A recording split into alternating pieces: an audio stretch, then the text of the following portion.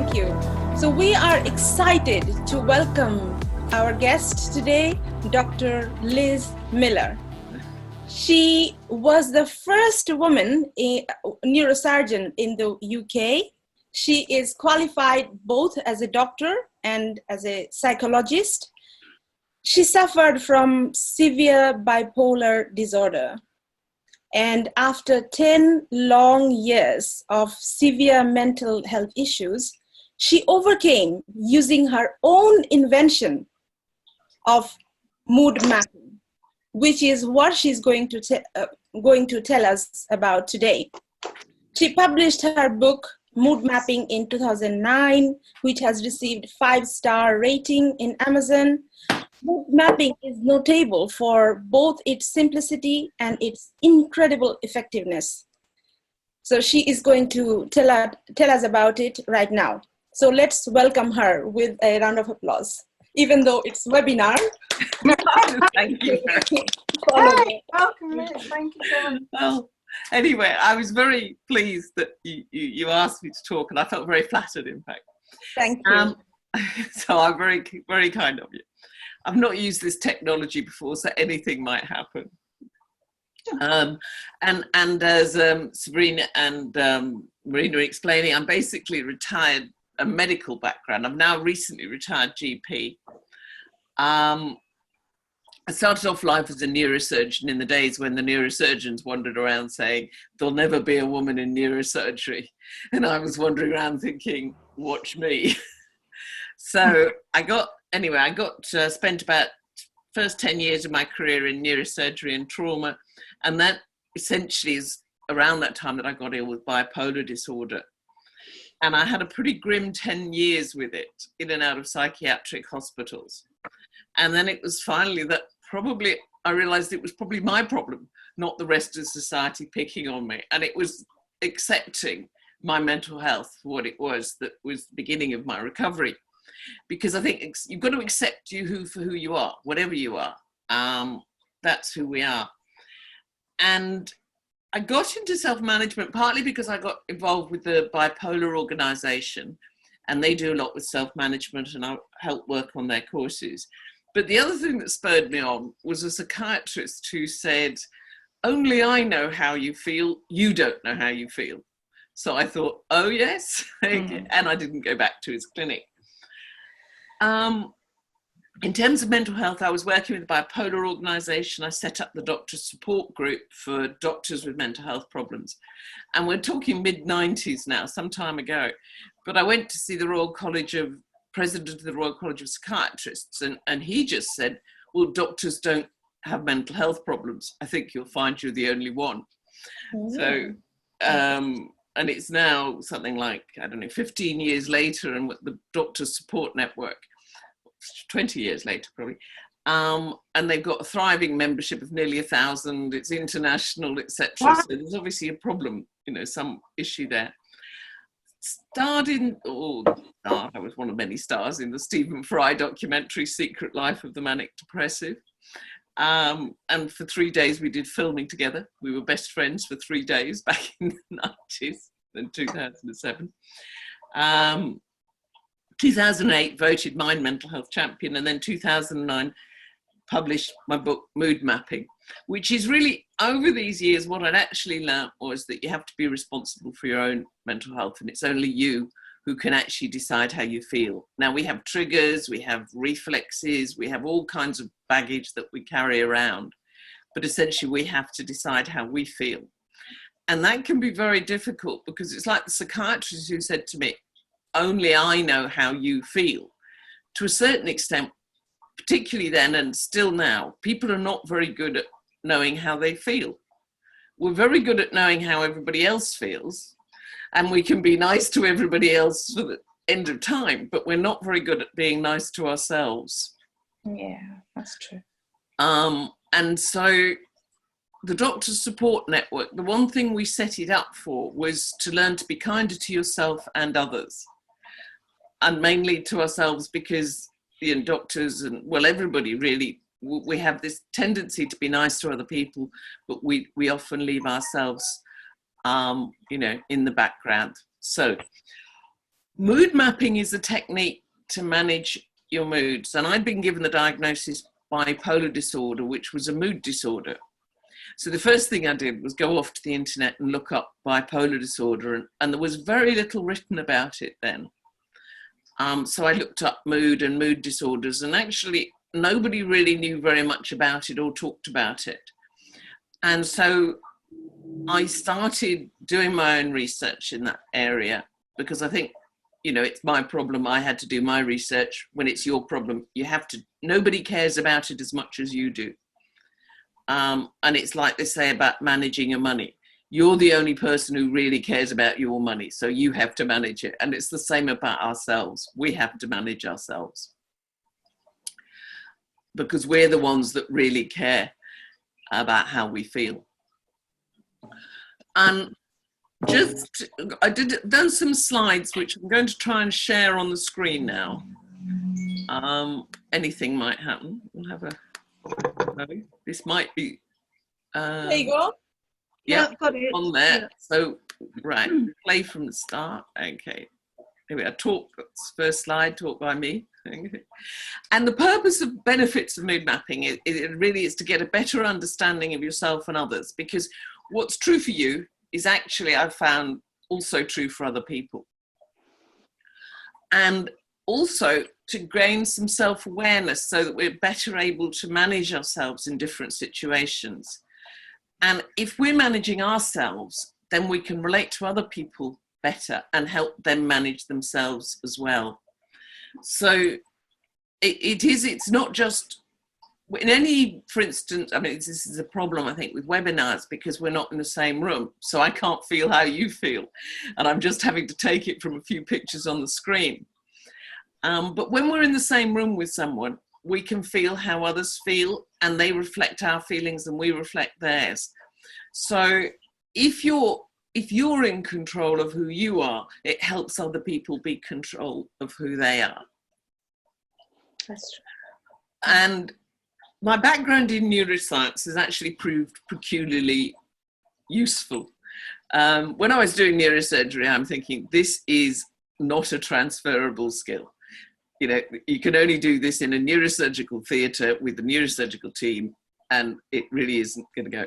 But actually what I did learn from it was an understanding of how the brain works, because when you're operating on the brain and you've got patients in the wards and everything, you actually, you know, you can see what's going on inside their heads from a physical, functional, structural point of view through CT scans and MRI scans. When you do surgery, you know what you've done. And so you get a very material appreciation of the brain, as opposed to, you know, creatures of infinite potential, etc. with the like, you know, it's a much more practical approach. And essentially, we define our experiences in three ways. And I think this is quite useful, and this is quite a useful distinction to develop. Because we use a large number of words to describe our experiences, but as far as the brain's concerned, these experiences are happening at three levels. At the highest level in the cortex. Now, if you imagine the brain like a cabbage, or cauliflower, the little floretty bits on the outside that are all kind of wrinkly, that's like the surface of the brain. You then get into the middle, the stalks of the cauliflower, and that's the middle level. And then we look at the basic level, which is that big stalk that goes down towards the root with a few leaves on, yeah? Oh, sorry, Yeah. yes, just a question from, yeah? Did you change the slide? Because I'm still seeing the levels, three levels of understanding.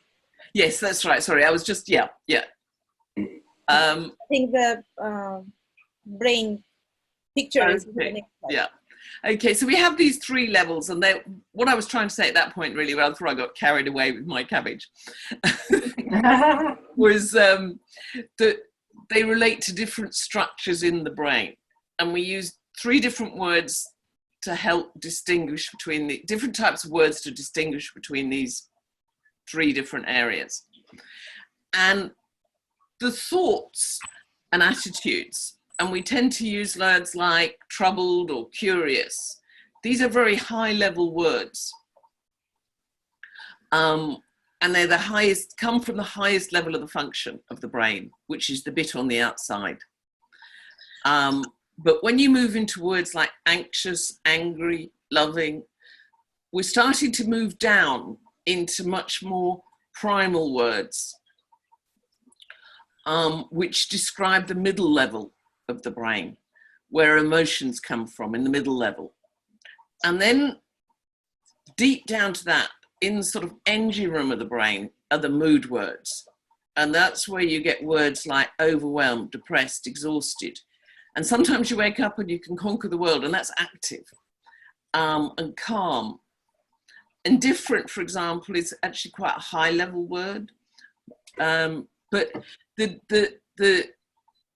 so that we do feel things that are different level, but we often don't make those distinctions.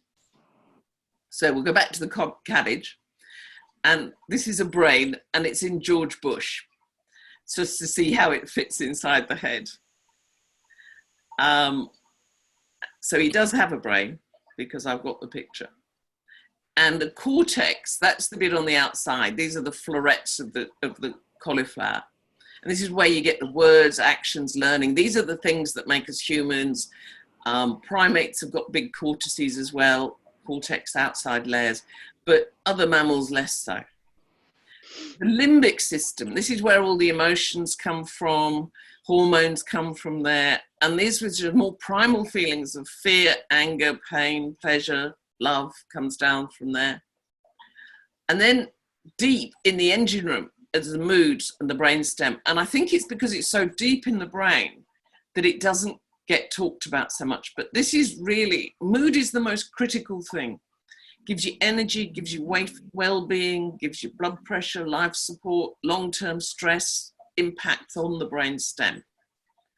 So you don't need to know all of that per se, but it's to give an appreciation that what we're talking about with moods are the deepest structures of the brain, and they're really so basic. It amazes me that mood mapping was the first real study of moods in the brain.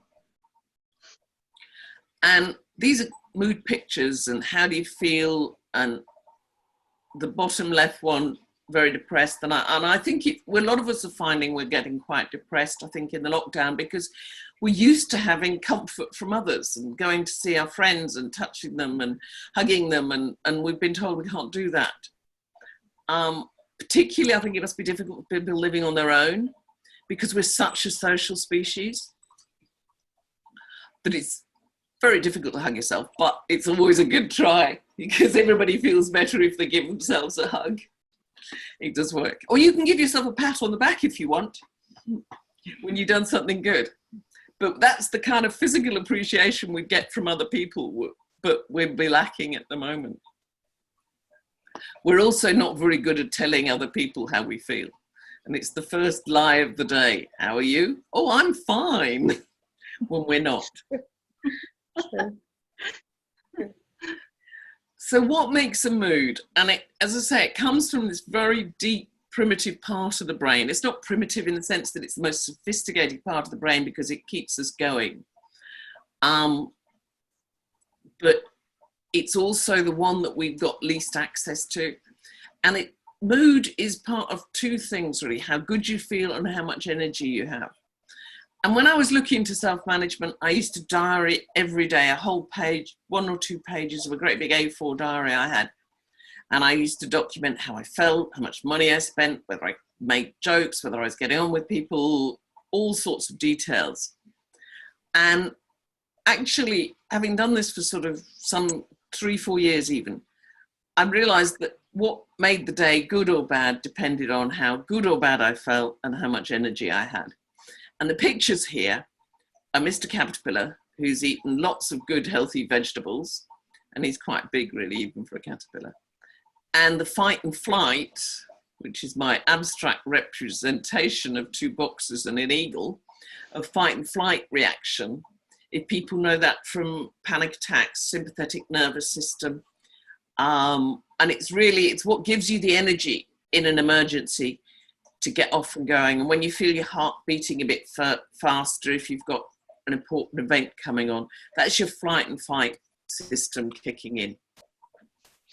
So mood is two parts: how much energy you have, whether it's low or high.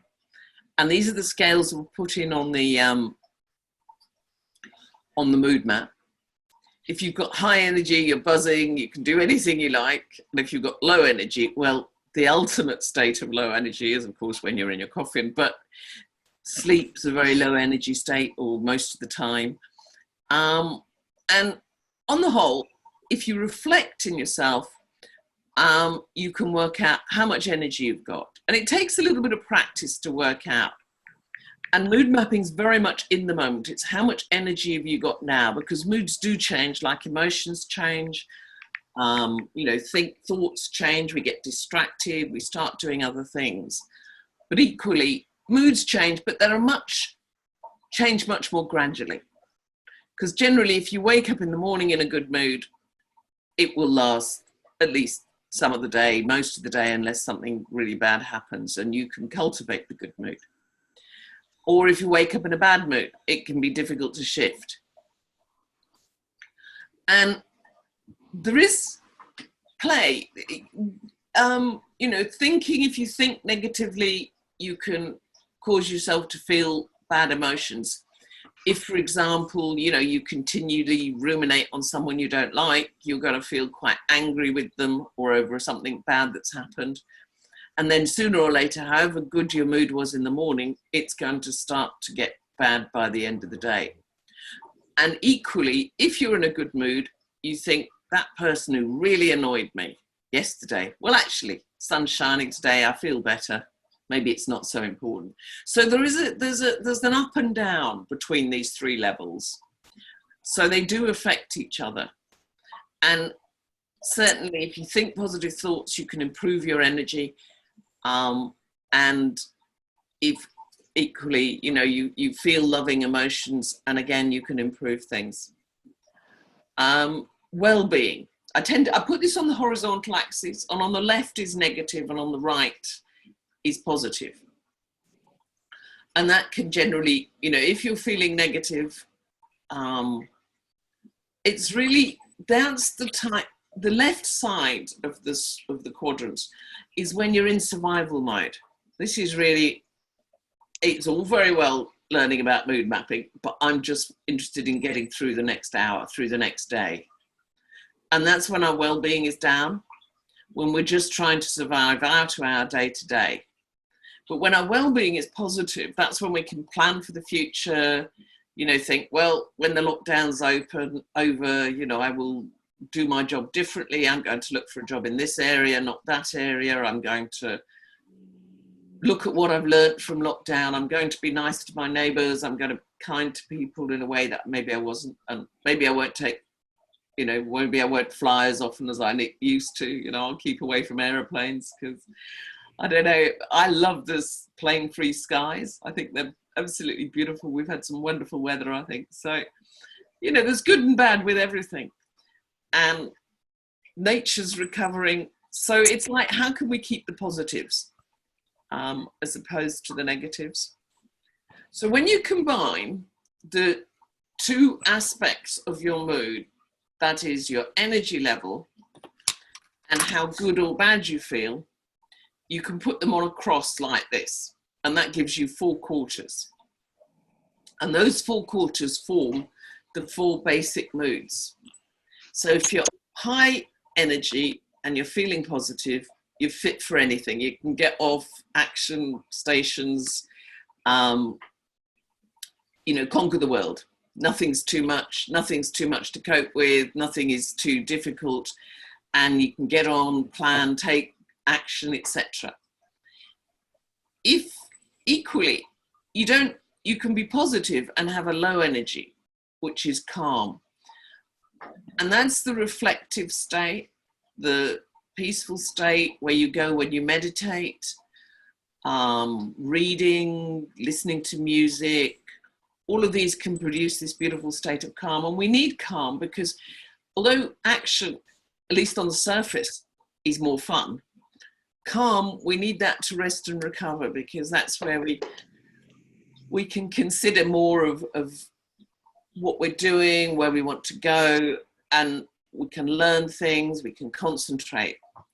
And I did some courses for teachers, and it's interesting actually, because teachers tend to kind of want their children happy and positive, but actually you learn better when you're a little bit calmer. So the good teachers and the ones to aspire to are the ones who can manage the energy of their pupils. So when they want them to learn things, they make them calm. When they want to wake them up, they give them something that wakes them up, action, and some classes now I know get children to sort of stand up, do some exercises at the desk. If you move around a little bit, raises people's energy. And then equally, if you want people to calm down, they settle down. And sometimes when I'm doing workshops and I get people just to stand up and shake up and move around a bit, if I think, oh God, this is getting a bit quiet, let's have some fun. You can get people to do exercises and things. And all of that's on the positive side of the scale. And that's a great place to be.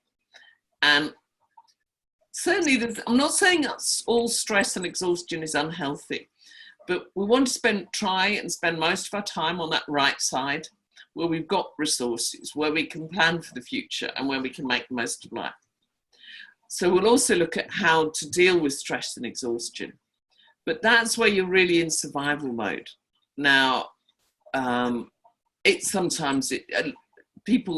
stress isn't all bad, because stress where you overcome a great challenge, you're left with better confidence, improved experience. There's lots of things you can learn from a stressful experience. But it's when stress goes on day after day that it gets quite difficult. And it takes a toll on the body as well, because we have stress hormones and the cortisol, and these are steroids. And whether or not people, if you're constantly under stress, you're constantly putting out steroids, and those again in the long term, although they give you a short-term boost, will in the long term lead to things like diabetes, heart disease, all kinds of medical conditions if we don't manage our stress. So when you're young, it's great. Stress can be quite fun. You can, do things you'd never normally do. But longer term, it takes its toll. And again, exhaustion can be quite positive when you've done everything you can and you've given a race or a task or something, everything. Collapse at the end of the day, exhausted but triumphant, and you've done it, and that's fine. You can move out of exhaustion. But I think if life's difficult for people, you can enter that awful spiral of you're exhausted, you get a bit of energy, you go into stress, which is this, oh my God, I'm worrying about my problems now. How am I going to do this? How am I going to do that? And then you worry about them so much, and then you end up exhausted, only to wake up the next morning stressed again. And it's a difficult, I think the first thing about getting out of that loop is realizing that's where you are and that's what's going on. And if you're, and we'll talk a little, we'll come back to some strategies for dealing with these different moods. But at the moment, what I really want to do is just to get across an understanding of what the moods are. And I sometimes do this with kiddies, and it's great fun. Little kiddies of about, 6 to 10 sometimes. I think I'm just a cheap babysitter. Parents say, oh, look after little Johnny or whatever. And we play tigers. And so we have 4 tigers that they do. They do the calm tiger, like action tiger, stress tiger, and the exhausted tiger. So we might go out in the garden or whatever, and they would race around run around the garden. And then I'd pretend to be a big wolf chasing the tigers, and then they'd get tired and they'd be exhausted, and then we'd play sleeping tigers, which is when I'd persuade them to lie down and maybe have a bit of a rest. But children are very good at playing these moods, and anyway, so that's just ways I like to pass my time. But it's a good game. Children understand this very easily. It comes very naturally to them. But I think what happens over time is that we're not allowed to be stressed, or we're not allowed to be positive. Social dictates tell us how we should feel so much of the time rather than how we actually feel. Right. Okay, measuring mood. So, that's the next slide. So, one of the keys about mood mapping is that it provides a more objective measure of how you feel. Because I think it's easy to think, oh God, I had a bad day yesterday. And I had a bad day the day before. And the one before that was very good. But actually, if you can score it as accurately as you can, and this is not easy, and you have to get used to learning to score, because it's not quite, we don't normally score. We tend to use words and things to score. We tend to talk about words, but words are very, they're very not specific. And so you can have different words mean different things to different people, and depending on the context they mean. So essentially with mood mapping, the point about measuring your mood is giving it a figure. And the more you do it, the more consistent you can get with that figure. And if I was doing these workshops live, we have a great big flip chart on the wall, and everybody comes along and puts a cross where they think their mood is. And the first thing to do is to score how much energy, from -5, where you're just kind of, climbing out of the coffin, to +5, when you're jumping up and down, lifting weights and bouncing off the wall like Tigger. Everybody knows who Tigger is, by the way, because I gave a similar talk to this to some teenagers, and none of them knew Tigger. And I'm thinking, what has happened to society's youth that they don't know Winnie the Pooh and Tigger and Eeyore and things? But apparently, anyway. And they gave me some more up-to-date references, things like Speedy Mario, who's high energy. So I was educated. I had stuff to do that. And from energy, so this is about, I think everybody's energy's gone down in this lockdown, because we're not getting the stimulation, and we're not doing the things that we did do to keep our energy up. We're not having as many treats in life. Well,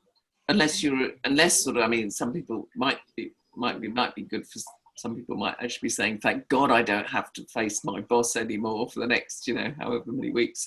But on the whole, we're getting less input. So our energy has probably gone down over the last few, I know mine has. And again, well-being, the first few days and weeks for me, with a couple of weeks so, was good, because I thought, I could do with the rest, that's nice. But after a while, I think we're all beginning to kind of cash in our well-being chips a little bit. It's getting harder.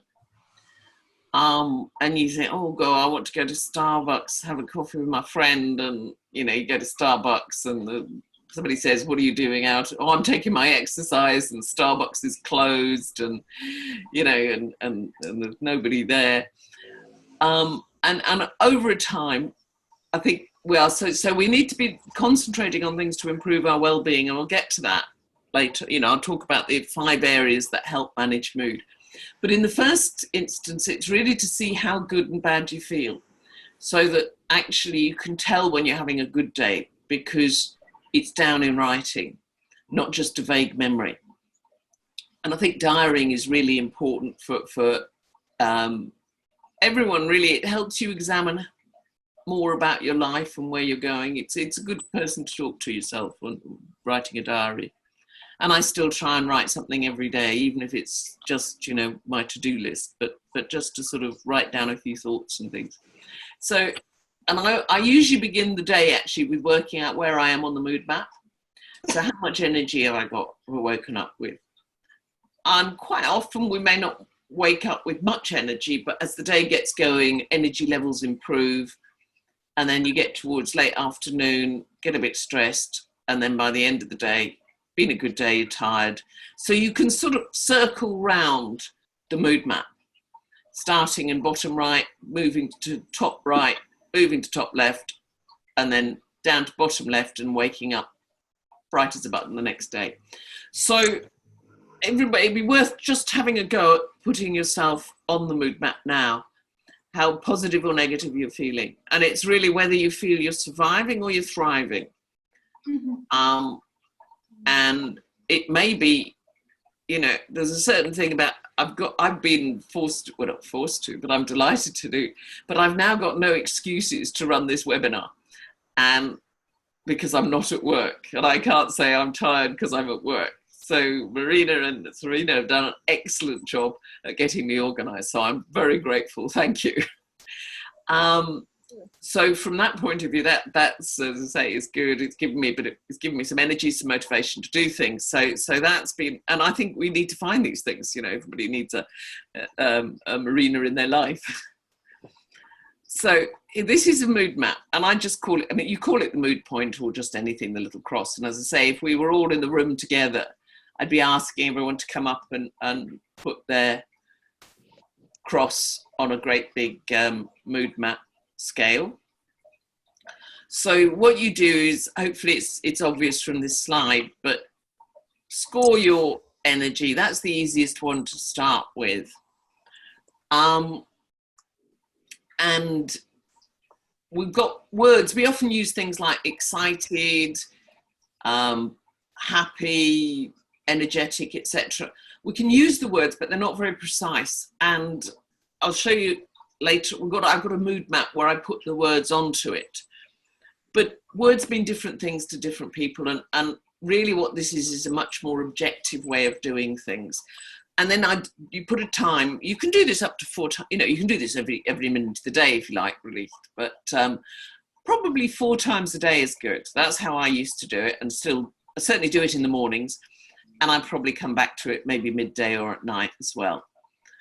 And you put down how you feel. And when you've been doing it for a little while, it actually gets to be part of you. And you begin to get an innate appreciation of your mood. And that's quite good because it enables you, you know, to think, oh gosh, I don't want to do that.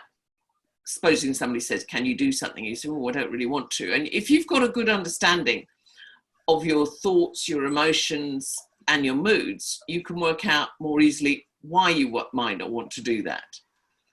And from terms of the thoughts, you might think, well, I don't want to do that because it's really boring. But from the point of view of emotions, you might think, I don't want to do that because I hate you. Or you might think, I don't want to do it because I'm really tired. And actually, each of those reasons needs a different solution. Because if you really don't like them, you only start thinking of good qualities about them. Because if they're your boss or whatever, actually, what are they good at? What can you respect in them? Because nobody wants to work. You know, you don't want to do it if you don't. In terms of it's boring, well, what can you find that might be interesting in the task? But if it's your mood, it can be a lot harder. If you're simply exhausted, it might be better to think, well, maybe I need to work on my mood first, and then I can come back to that when I feel I've got more energy or when I'm feeling better. What can I do to give myself more energy and to improve my well-being? So it makes a big difference as to how you manage your thoughts, your behaviours and yourself on what is causing the difficulties you have. And that's why I think the 3 levels are quite useful. Now, these are some mood words. Again, they're slightly contextual because you might argue that being motivated was actually a thought, an attitude, but equally it needs to be backed up by some energy and positivity. So words are really, they're not necessarily that specific, but it might be helpful if you wanted to write down those words where you would put those words for you on a mood map, so that you get an idea of where they are for you. So that if you're pleased, and it's quite interesting because again, I get people to do this in workshops, and everybody's map is different.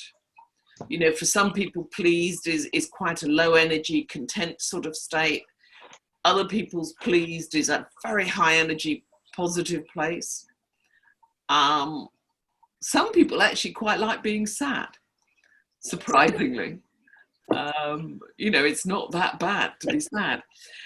And I guess maybe they're the kind of people who used to listen to Leonard Cohen. I don't know if anybody, and that kind of music. But again, we sometimes listen to sad music when we're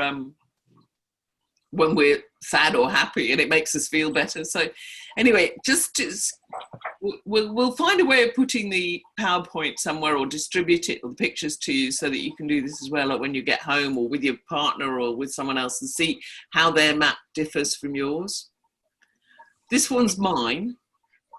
This is the one I did. This is one I made earlier.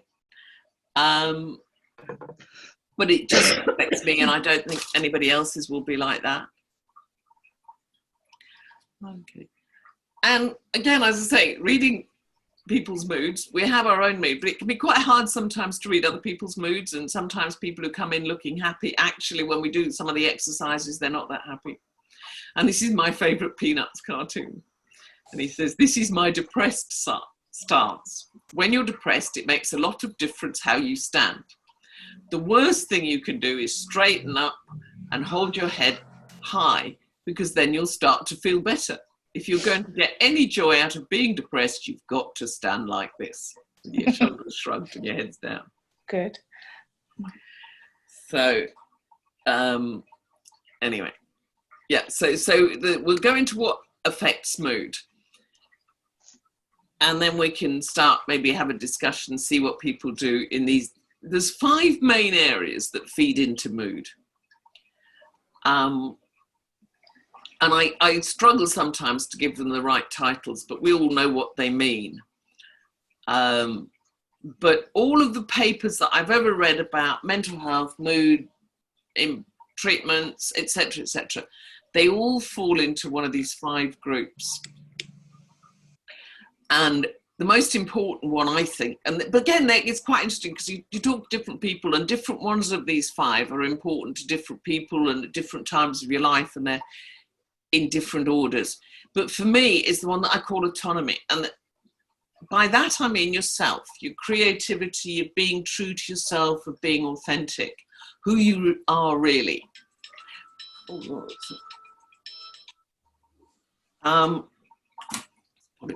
And your autonomy is who you are in yourself. And it's about your creativity.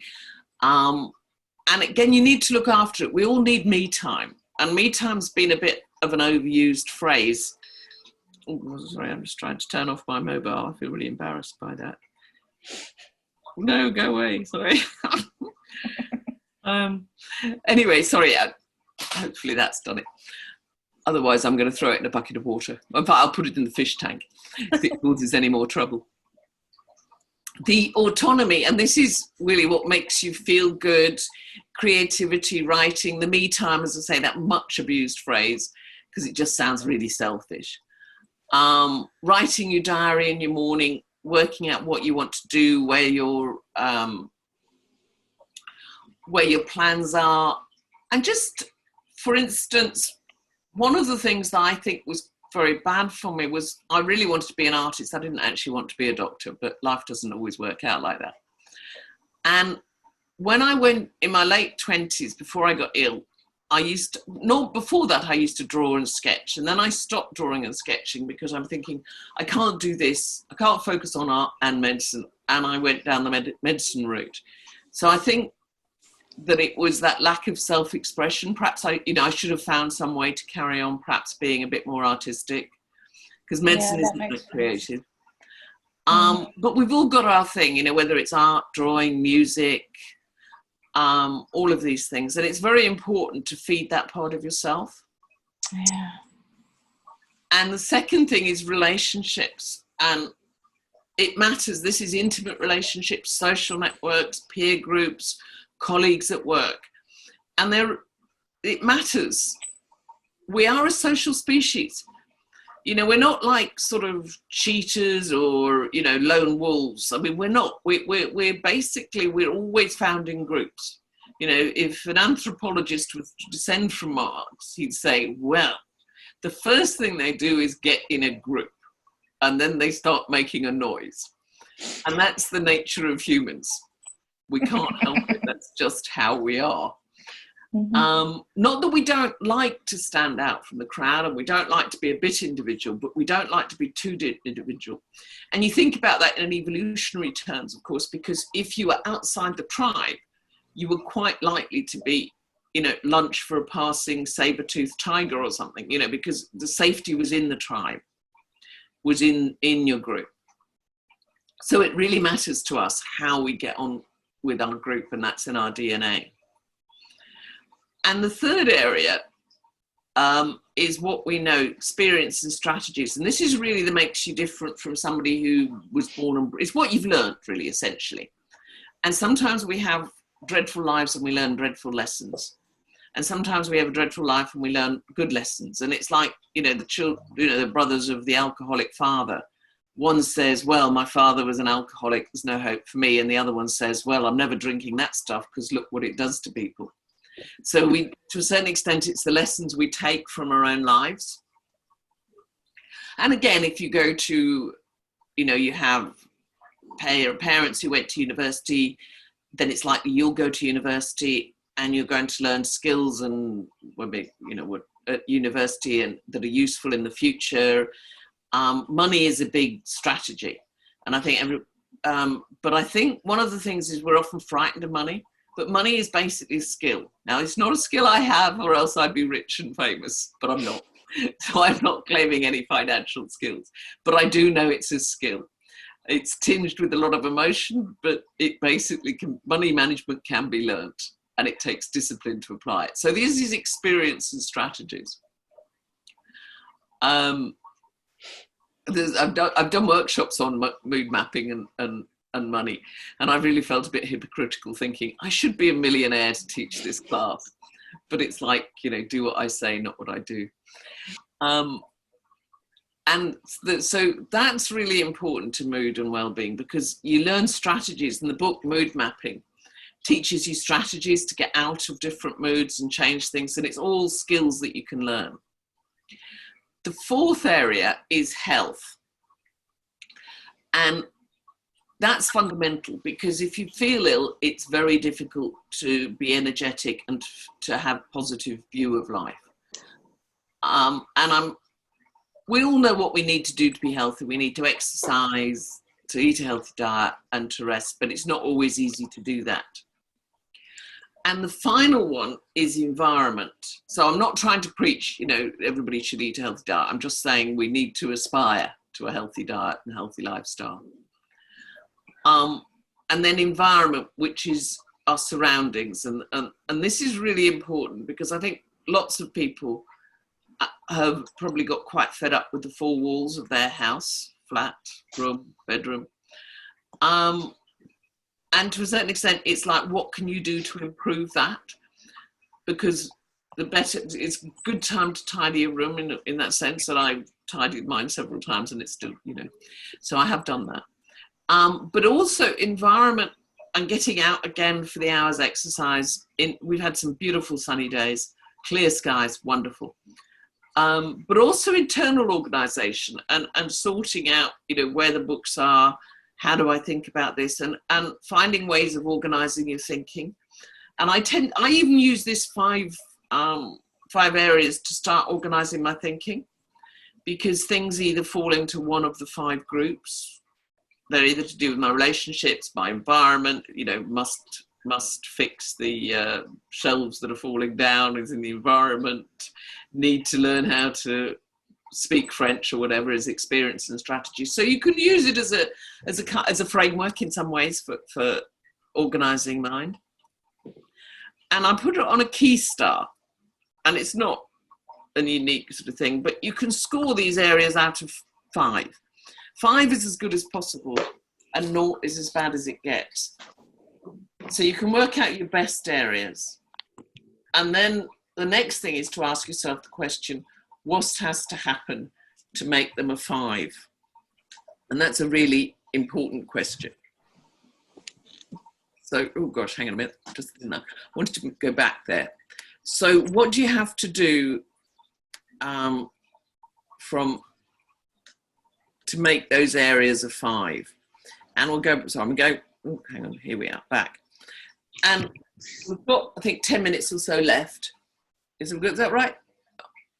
And so what it is, in terms of one's mood, there's the immediate things that one can do, and then there's longer term strategies. And I've got the book, Mood Mapping, and it's gone Kindle, and you can still buy secondhand copies on, because it was published over 10 years ago, still buy copies on Amazon. And in a sense, when you're feeling your mood is not good, when you're on that left-hand side, it's a matter of thinking, what can I do? And for instance, in relationships, phone a friend is a really good strategy. You know, it's amazing. Don't phone, sometimes people make us feel worse. You know, Aunt Maud sits in the cupboard all day and you feel like death when you finally escape her clutches and can walk out, you know, and you visit Aunt Maud every week. Well, that's not a good relationship. So you need to have at least some friends who cheer you up and make you feel better. And because you don't make anybody else feel better if you don't feel good yourself. And really, everybody's mood is their own responsibility. And I know we kind of like to be nice to everybody, but to a certain extent, we need to look after ourselves as well. And some people just drain our energy, and they're just not good to be around, and don't feel guilty for not being around them, because that is their problem. Yeah. And maybe you drain their energy and they think, oh my God, she's coming around again. Leave me alone. Because I had a boyfriend once, but you know, and I thought, oh God, how am I going to get rid of him? He's so boring, you see. And I found out, I did eventually, and I found out later from his mates, do you know, he used to come and moan to us, she's so boring, how can I get rid of her? If only we'd been true to our actual, you know, passions, as it were, we could have put ourselves out of misery a lot sooner. And so phone a friend, talk to friends, make friends.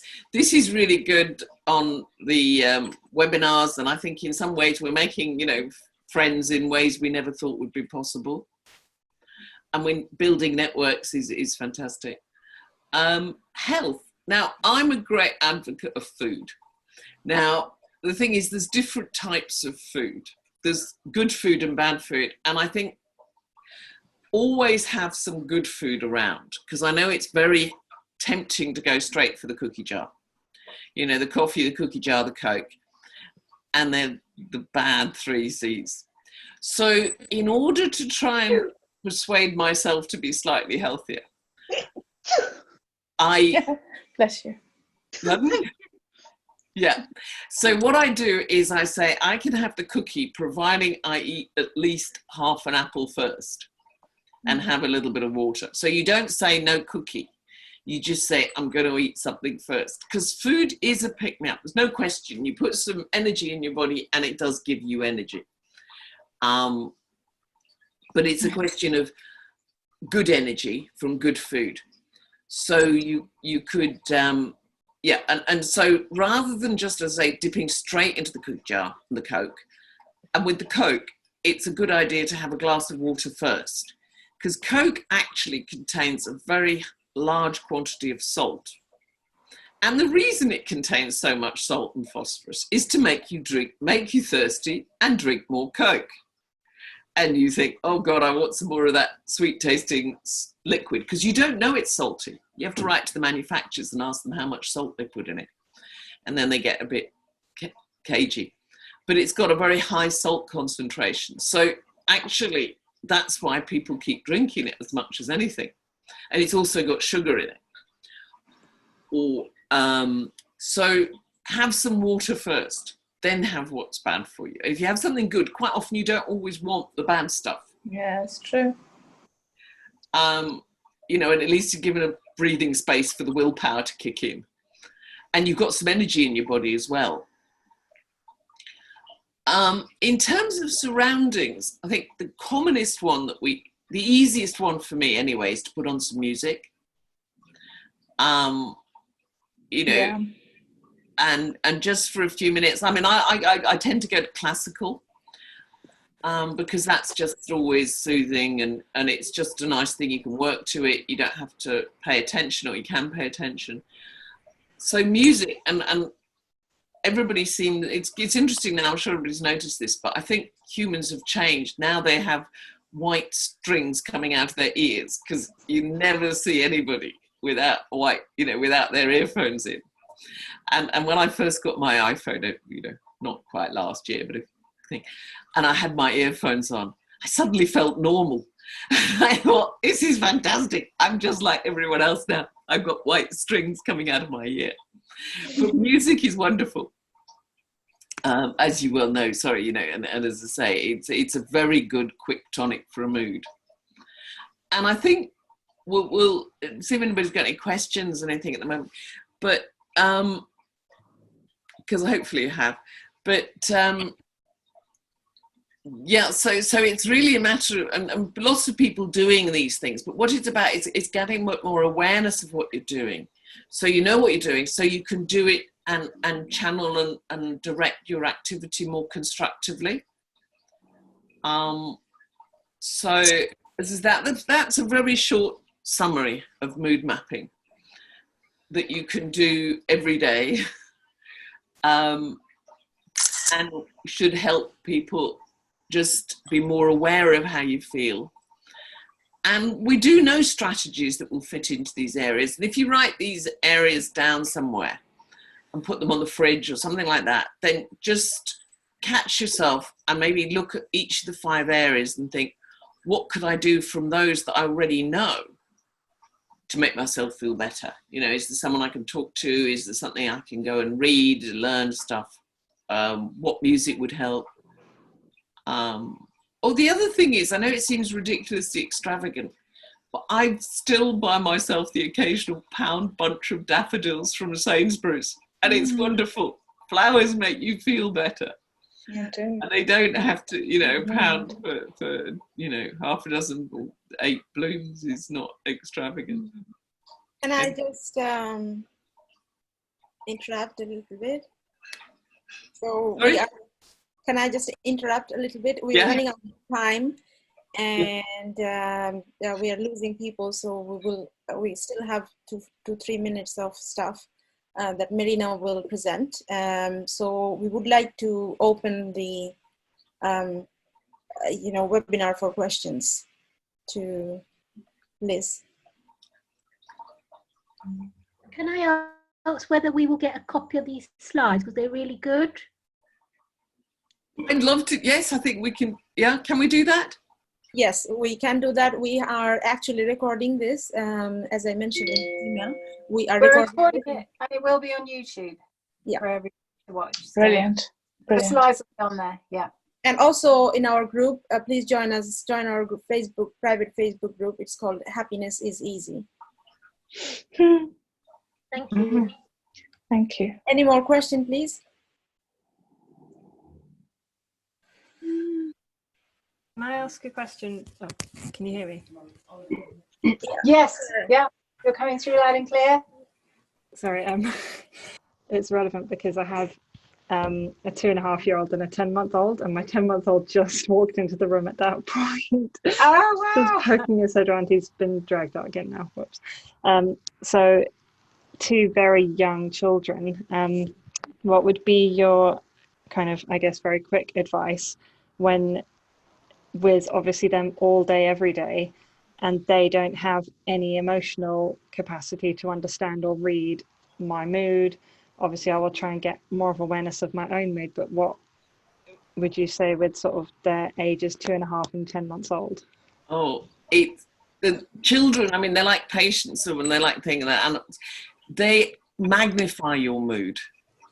Right. Because they're incredibly good. All small children are born, I mean, I haven't got children or whatever, but from observation, they are incredibly good at reading mood.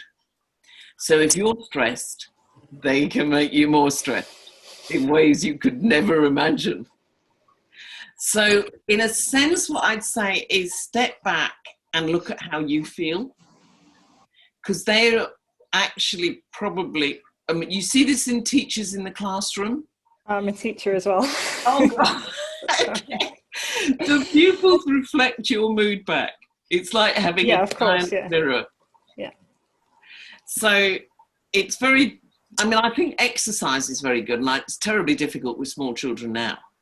But actually, physical exercise, I think, is always good for kiddies. If you can get them to do something physical. You know, I maybe, I don't know, that, you know, ideally, you know, sort of small trampoline or something, kiddies like that. And that's quite good at consuming energy. I've seen small children bounce up down on a trampoline for, you know, some time. It's quite a good, you know. And then hopefully after about 6 hours, they're a little bit tired, maybe. So I think it's like really just seeing them as giant mirrors, which doesn't really help, but it's like they get their cues from you. Patients are the same, you know, in surgery. If I'm down, my patients are totally depressed. If I go in there on top of the moon, well, they're all behaving themselves. And it seems to be a key human characteristic. And I'm really, you know, I think it's a heck of a job, and I'm really, you know, I think you're doing, you know, it's amazing. I mean, I think it is so difficult, and I think, you know, that it's probably that, you know, mothers of small, and fathers too, of small children are probably suffering more than anybody in this, in just general suffrage, because it, you know, it's not just your life, it's their lives as well. So I really admire, you know, I think amazing. That's nice, thank you. It's just nice to take a step back sometimes and remember that that's exactly what it is. They are giant mirrors. That's exactly how I feel. So yeah, thank you. Yeah. Yeah, no, and it doesn't make it any easier. No, but they're worse than that. Do you remember, I probably read it, in the fairgrounds, you used to go around and find distorting mirrors. Yeah, that kind of made you look sort of fat and everything, you know, me, because I remember them, but yeah. Okay. So there, yeah. Okay. Yeah. We will, thank you, Liz, for that. We will take one more question.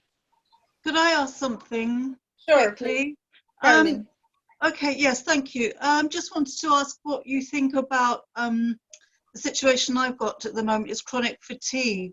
And I'm just wondering, the mood situation, obviously that has a bearing on it, I think, to some extent, but I don't know that it does completely. So I'm just wondering if you've looked into that side of things at all in your experience. First of all, it was empathetic, because doctors are just awful with chronic fatigue. Yeah, they are probably, you know, a nightmare. And I do some work with tribunals and benefits, and really I've heard people's stories, and I am actually, you know, I empathize with you, and it's hard and it's real. And the problem is almost like the less you do, the less you can do. And it is difficult, because I think everything does get magnified when we're told we can't go out, etc. I think you just have to look after yourself as much as you can and appreciate that this is a real difficulty. Yeah. And not beat yourself up. I mean, currently there's a GET graded exercise therapy which is recommended via CBT, and I've been on a CBT course specifically for chronic fatigue, and I think the primary thing that, although they're looking into all the scientific research and it's changing with different results coming through, NHS particularly needs to update itself, I think, quite a bit. Yeah. I think sometimes I think it's psychological. Sometimes I think you've got to tell yourself, I'm going to do more than I did yesterday, and that's the balance of, trying psychologically to tell yourself that you're able to do whatever you want to do, until the point comes where you physically can't do it anymore. I think that's right. You've got to kind of do what you can within, and know yourself. I think it's not a problem. Well, it is positive thinking helps because that goes down to the emotions and the mood. But I think it's as much as anything to do with mood. It is much, it's how good and bad you feel, and it's your energy level. And I think to a certain extent, we're almost looking in the wrong place. Yeah. And I think you have to do what helps. Yeah, of course. And it's very individual, I think. Mm-hmm. What works for one person isn't going to work for you, and there's nothing worse than somebody saying, oh, why don't you do this? Mm-hmm. You think, I've tried it last year, and people do kind of push things. So it is difficult, and I think we have to be much more accepting of it, of real, and really look for the things that might be we can change. Sure. Yeah.